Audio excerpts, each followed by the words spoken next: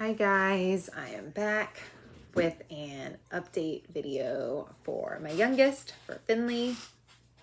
I'm just going to do what we are currently using, finishing up with for this school year, the 2022-2023 school year, and it will be pretty much the same stuff going forward. We school year round, and so when they finish, they just roll into the next one. So they have finished some of their stuff already, and so some of this they're just kind of getting into, some of it they're almost done with, that kind of thing. So, excuse me, background really quick on Finley.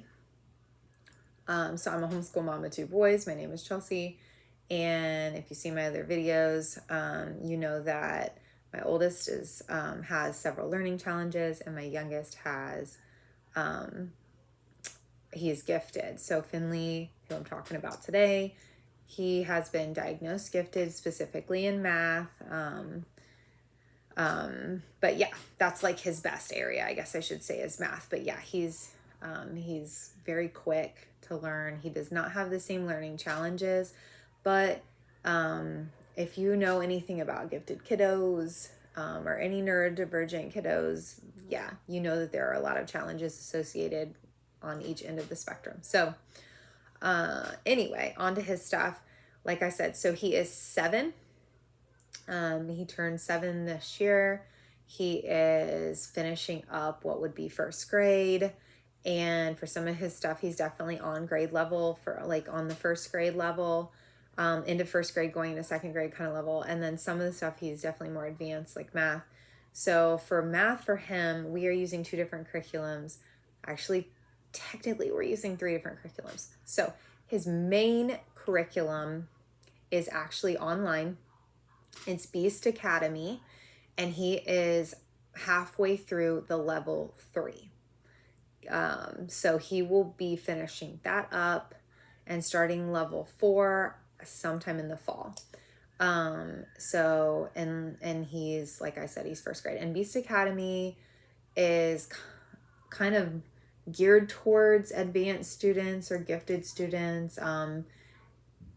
It's really meant, I'm trying to think, when you start the level 2, like their version of level 2 is really meant for like a child who's maybe already finished second grade and going into third grade, kind of like that. So we have found their approach to it is really interesting too. It's really logic and problem solving based. It's really interesting. So he has learned so much. So he has finished up, like a couple months ago, he had finished up the units on, oh my goodness, shapes, like it was angles and the different types of triangles and isosceles and right and obtuse and acute and all that stuff, and how to tell different angles. And I was just fascinated how it approached, the teaching approach to these lessons, really interesting. So anyway, he's doing great. He loves math, so doing fantastic with that. That's his main curriculum. He does that 3 or 4 days a week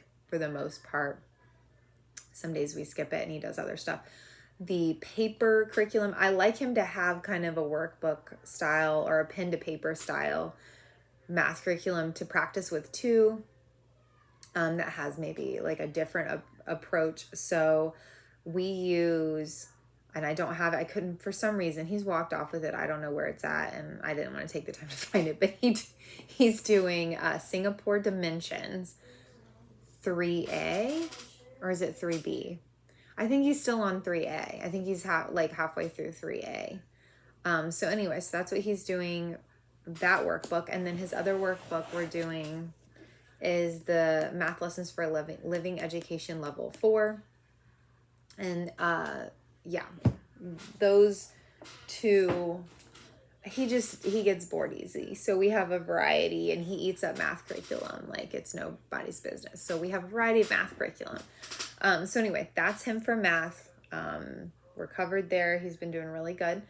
For language arts, we are, just like my other son, we are using the Good and the Beautiful. We're almost finished with this. Level 1. So we're trucking along with that. We are going to keep this. He's got level 2 next for when he finishes this. That's going great. We use them for the level K as well, and the pre-K. Anyway, so that's still going really good. He does, and I put it away, but I explained it in my son's video. He does this also as a group subject with my son. So this is grammar. This is from Usborne, which now they've changed it, and I can't remember what they're called. Paper Pie, I think. But this is the illustrated grammar and punctuation. Really good. We read that, do a lesson together, and write out sentences and diagram and label stuff. And that's been going really well. And we do that every day. For writing, he's doing the Handwriting Without Tears, Building Writers book. We actually just started this not that long ago. And it's okay. We have the next level too. I'm kind of wondering if I shouldn't just skip through this and let him do the next level. But anyway, we're working our way through that. And he's doing the Good and the Beautiful handwriting level 2. Love the Good and the Beautiful. So he's finished level 1. He's doing level 2 now. And he's a very, I don't know that he's like a great writer, but he's like at least average. And Oliver is like really, really, really struggles with writing. So I feel like Finley is amazing because he doesn't struggle as much and tends to go through it really well. We're also doing, we just have you can see kind of an example there. This was one he did a month ago. Yeah, a month ago, over a month ago, whatever. But it's like these notebooks you can buy that have the white at the top, the space at the top, and then the lines at the bottom. And whatever we're learning about, I pick from a subject, pick something we're learning, usually science or nature or a book we've read, and I have him write a story. And we try to do that like at least 2 or 3 times a week, where he writes a sentence and draws a picture to go with it. So that's what we're kind of doing for that. And for science, we've been going through this. He's pretty much done with this. These are really cute. We do that, honestly, we only do it once a week. And then we have a million, I have like the bookshelves behind me. I have like 5 more of those full of books. So we pick books to go with those units. And he also does science with my oldest. And I probably should have pulled it out. We are doing this right now. Fantastic book. And goes through different different little topics. And seriously, it's so good. And the illustrations are beautiful. And we read it and we go over it. And then we got the unit that was made. I can't remember her name. And I said this in the last video too. I really don't remember her name. I should have looked it up in between videos. But she did A Year of Learning. Lisa Wilkinson or something like that. Something like that. I think it's Lisa something. I think Wilkinson or something like that. Anyway, Year of Learning. They have a unit that you can, ours is, we just use the iPad. But anyway, that goes along with that book. And has like activities and lessons and stuff that go with it. So we're doing that, and that's been really good. But honestly, just the book by itself you could do too. We fill in with like our extra books we have around and stuff. So that's science. And then we don't do a formal history curriculum with him. I'm doing a history curriculum with my oldest. And we don't typically start like formal history curriculum till 2nd grade. So Finn will start here shortly his history curriculum, and I'll show it to you in a second. But he's finishing this. This has been such a fun little worksheet. It's definitely not too hard. It's pretty easy, but he likes this for a little extra something to do. So we've been doing that, and it's been good at teaching some mapping skills and things like that. And what we're getting ready to start, which I did with Oliver when he was in 2nd grade, and we loved it. Beautiful Feats, A Year Around the World with picture books. So they're both going to be doing a world history. Ollie's doing the intermediate version. But Finley's going to be doing this. And I have the part 1 and part 2.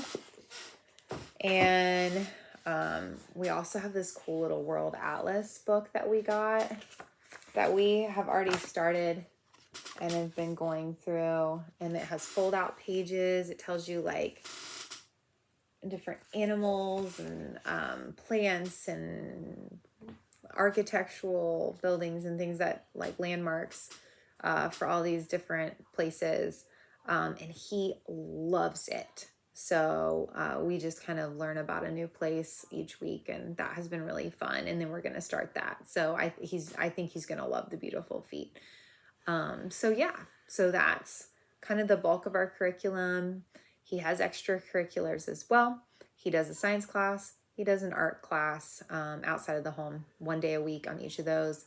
Does a farming class and some other stuff. And then he's getting a Lego robotics class. So he has lots of like other outside of the home little extracurricular classes he does.